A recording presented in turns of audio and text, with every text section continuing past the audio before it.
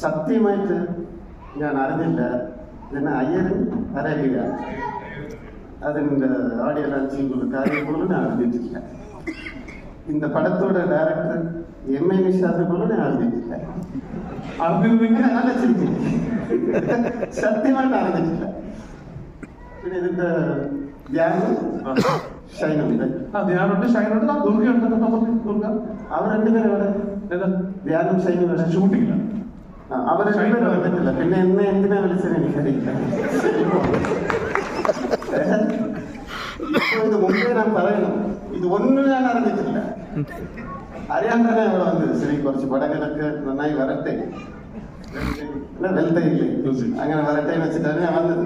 പക്ഷെ എന്നാലും ഇങ്ങനെ ഒരു ഇതില്ല, ഇങ്ങനെ ഒരു സിറ്റുവേഷനിൽ പുള്ളിപ്പെടുമെന്ന് വിചാരിച്ചില്ല.